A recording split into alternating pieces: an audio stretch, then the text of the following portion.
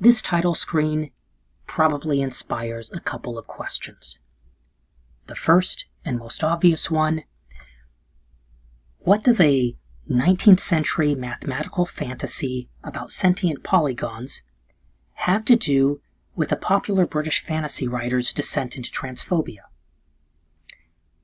I'll get to that question in a few minutes. The other question you might be having is, why do I have a pre-Raphaelite painting on this title screen instead of, say, an illustration from one of the Harry Potter books? Well, that one's a short answer. Edward Burne-Jones' painting is public domain because it's from the 19th century, so there are no copyright complications that come from using it. So in our headcanon, let's just pretend that Nimue is J.K. Rowling. That's the woman in the foreground holding the book. That works. And we'll just pretend that the Merlin figure in the background is a transgender person she's discriminating against. Maybe it's not a perfect fit, but again, public domain. No copyright complications. And just pretend that this is a scene from the Hogwarts library. In this video, I'm going to express some thoughts that have been bouncing around in my head ever since J.K. Rowling's statements regarding transgender people came out back in June. Obviously, some months have passed since then, so this isn't a hot take, but I do think there is value in saying things after you've had time to mull them over. Before I get into that, though, I want to talk some about my relationship with the Harry Potter books. I'm just a bit too old to be part of the Harry Potter generation proper. Harry Potter and the Philosopher's Stone was published in the United Kingdom the same month that I graduated from high school. The American version, Harry Potter and the Sorcerer's Stone, came out when I was a sophomore in college. In fact, I first started reading the Harry Potter books in December of 2001, in the week between when I finished my last college class and the actual commencement ceremony. My family members had been telling me, these Harry Potter books are great, you should really read them. But as a college student, I was a bit into the intellectual experience. I'm not reading children's fantasy novels right now, I'm reading serious academic scholarly things. But I found myself not needing to read any serious academic scholarly things for the first time in a while, and so I picked up a copy of Harry Potter and the Sorcerer's Stone from my local grocery store and read through the paperback editions of the first 3 books, back to back to back. Then, when I went home for Christmas, I borrowed my younger brother's hardcover copy of the 4th book and read through that. You see, my younger brother, Nicholas, he's about 9.5 years younger than I am, so he is smack dab classic Harry Potter generation. So, again, I'm not part of the Harry Potter generation. I was even a little bit of a latecomer to the series, but they've been part of my life for nearly 2 decades. Now, I can't claim that the book's message of tolerance were formative for me, because I was already out of college by the time I read them. I already had those values. But they gave an important creative expression to values that mattered a lot to me. And of course, for people who were a decade or more younger than I am, these books have been an important source of forming those very values of tolerance. That's why it was so heartbreaking when J.K. Rowling sent her electronic owls out, if you will, with these messages that were discriminatory and dismissive toward the experiences of transgender people. Now, I'm not going to explain the difference between sex and gender, or give a defense of transgenderism in this video because that work is already out there. You don't need me to do that for you. It's an easy Google search away. And in the same vein, I'm not going to give a point-by-point analysis, close reading, and refutation of J.K. Rowling's infamous essay on this topic, because again, that work has already been done. People were doing that back in June and July. So you don't need that from me. It's a quick Google search away. In other words, I don't feel like it makes sense for me to reinvent wheels that already exist and that can already be found on the same internet you're using to find this video. Instead, I'm going to focus on things that haven't been said yet. So instead of doing a full analysis of J.K. Rowling's essay, I'm just going to briefly explain the rhetorical framework that sets up what I'll be saying in the rest of the video. So let's get to that. I've come to the conclusion that when it comes to human rights movements and the pushback against human rights movements, you have essentially two opposing rhetorics that tend to emerge. For want of a better term, I'm calling one the rhetoric of reform/tolerance, and the other the rhetoric of bigotry. So the first one challenges established social rules, norms, and power structures. And the other defends the established social rules, norms, and power structures. Now, I should clarify that in terms of these two larger rhetorics, this has to do with power structures as they affect oppressed and disempowered or disadvantaged groups.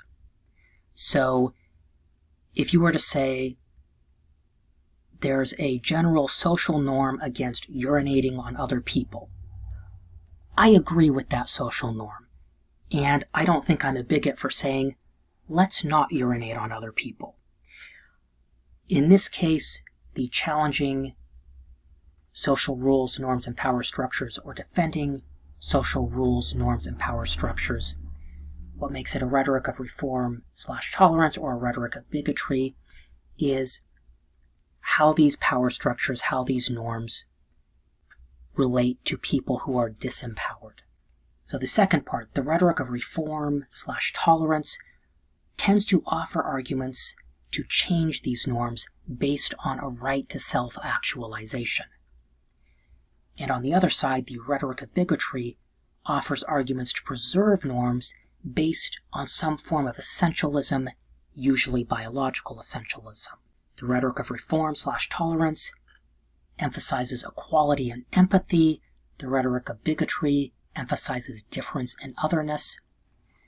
And finally, the rhetoric of reform/tolerance advocates for disempowered or oppressed groups, and the rhetoric of bigotry claims that the apparent oppressors are the true victims.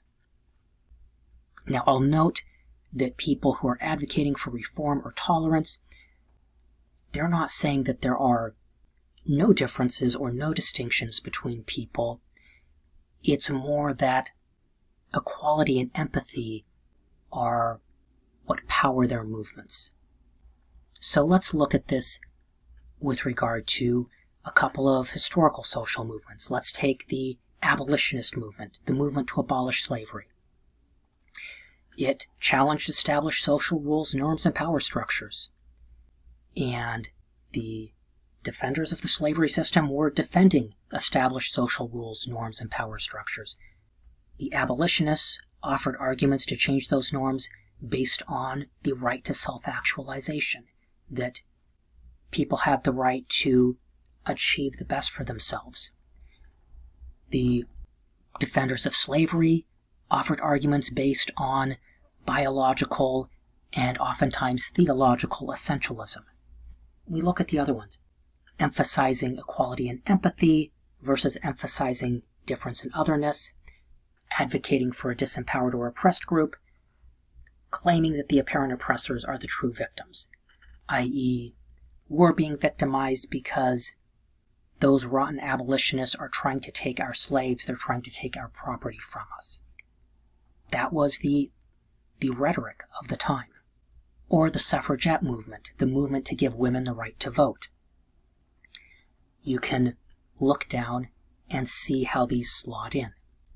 And you can see this with the civil rights movement, gay rights movement, feminism, immigration rights. We see these patterns. And wherever you fall on one issue or another, you can probably recognize that these patterns follow through in all of these different human rights movements. So with that said, let's take a look at where J.K. Rowling falls down on some of these issues regarding these rhetorics. Well, with feminism, and for now I'm excluding the TERF stuff. That's an acronym for Trans-Exclusionary Radical Feminism, or as I call it in my headcanon, Trans-Exclusionary Reactionary Pseudo-Feminism, because I think that's just invoking feminism as a fig leaf for transphobia. So let's say her other feminism, if you will, it's all about that rhetoric of reform/tolerance, racial justice issues. Whereas J.K. Rowling's rhetorical location, rhetoric of reform/tolerance. LGBTQ rights, rhetoric of reform/tolerance.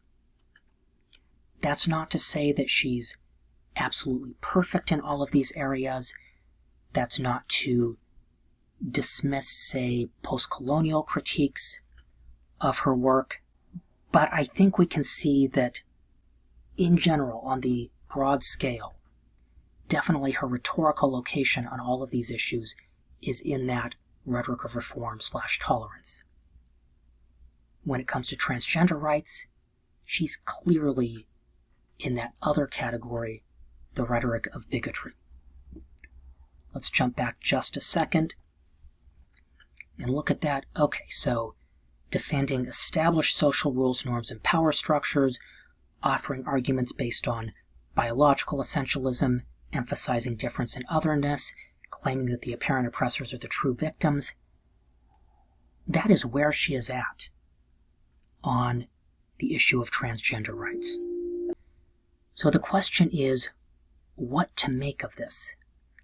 And where does that put people who were inspired and perhaps shaped by her message of tolerance, her general message of tolerance, when she seems to have changed sides on this particular issue?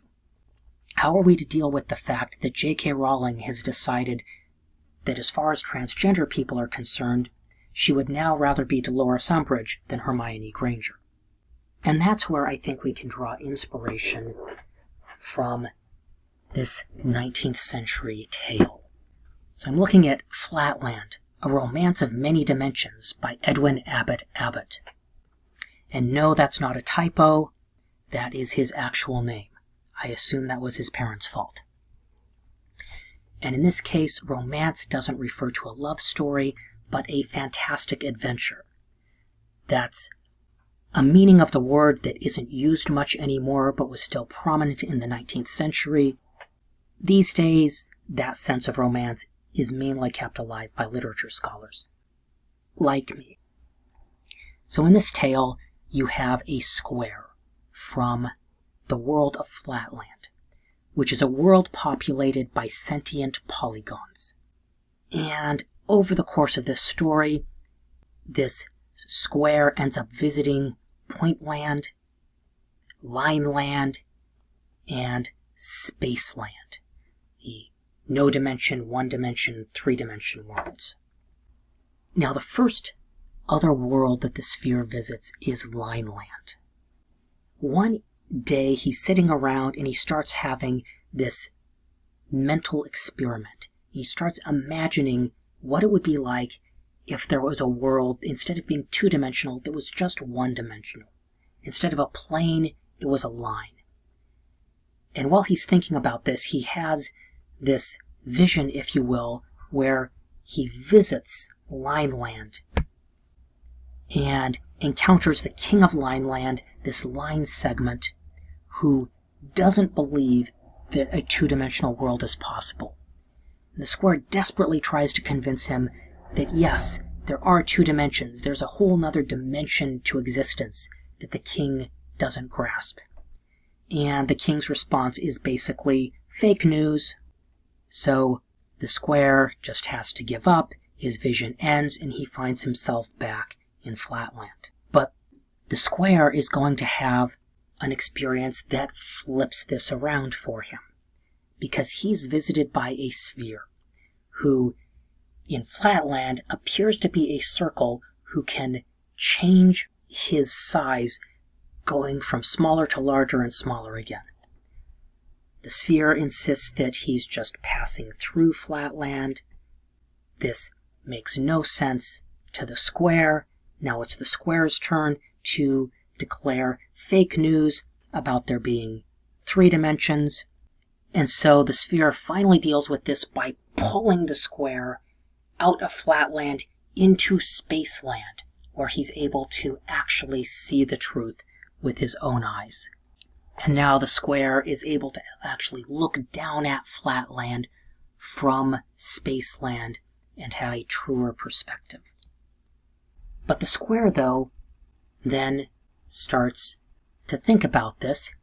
Because, okay, Lineland to Flatland, Flatland to Spaceland, and he becomes convinced that there must be another land beyond Spaceland. And I've highlighted a couple parts here because I just find this funny.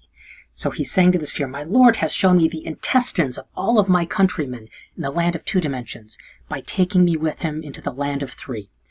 And that sounds rather grotesque to me, but maybe if you're a sentient polygon, it's not as gross.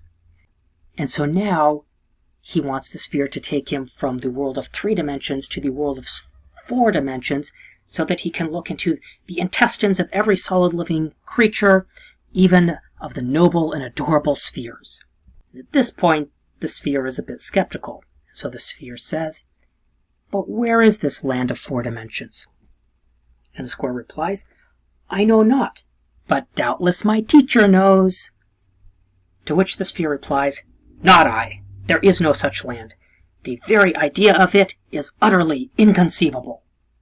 So now it is the sphere's turn to declare fake news.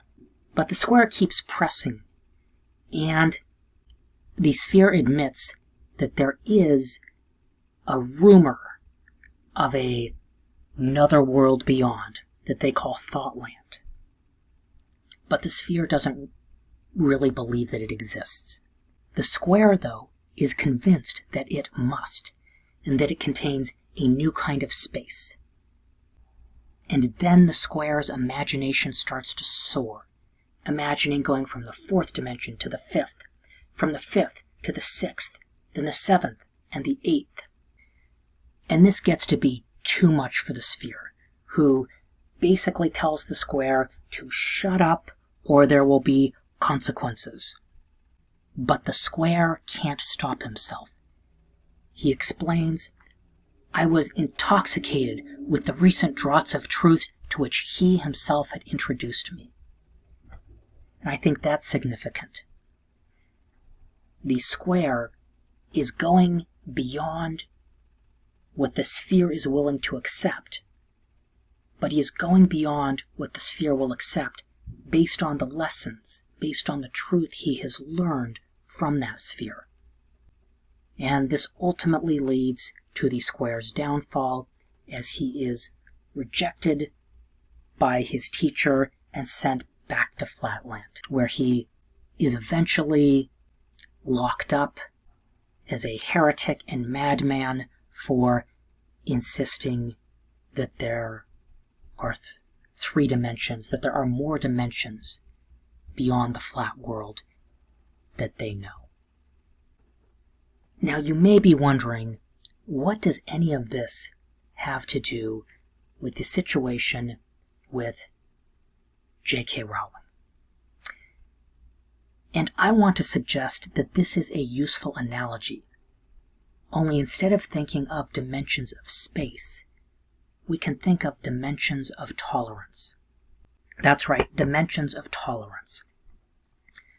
So the square learned this message, learned this lesson about there being multiple dimensions of space from the sphere, and was able to extrapolate from that to dimensions of space that his teacher was unwilling to accept.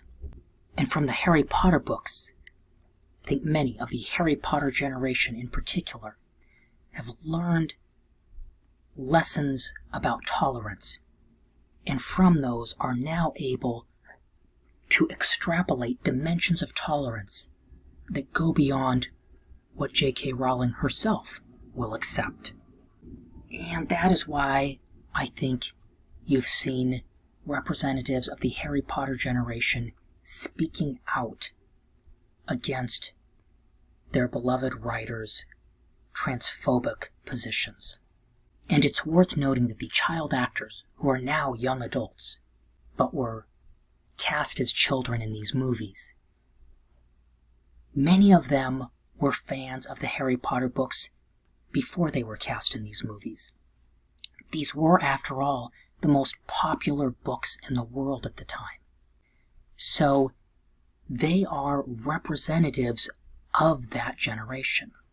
And because of their connection to the Harry Potter films, they're the most noticeable representatives.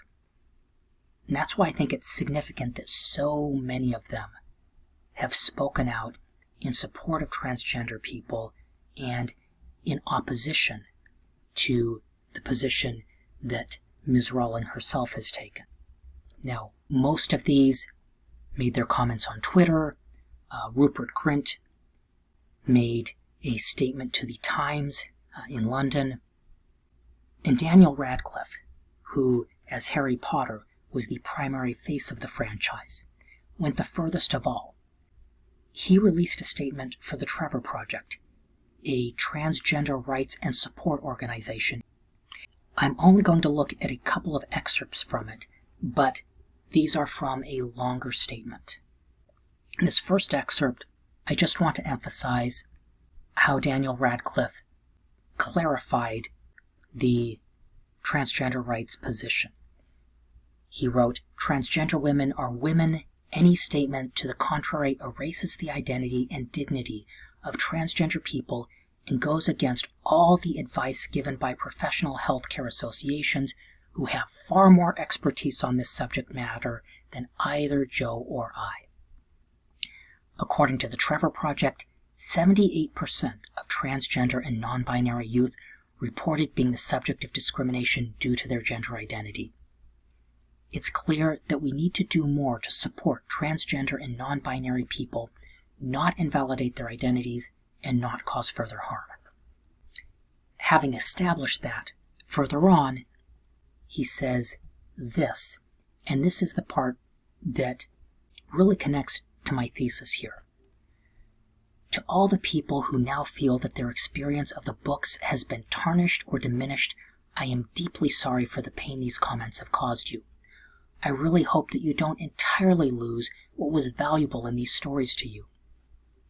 If these books taught you that love is the strongest force in the universe, capable of overcoming anything, if they taught you that strength is found in diversity, and that dogmatic ideas of pureness lead to the oppression of vulnerable groups, if you believe that a particular character is trans, non-binary, or gender fluid, or that they are gay or bisexual, if you found anything in these stories that resonated with you and helped you at any time in your life, then that is between you and the book that you read, and it is sacred.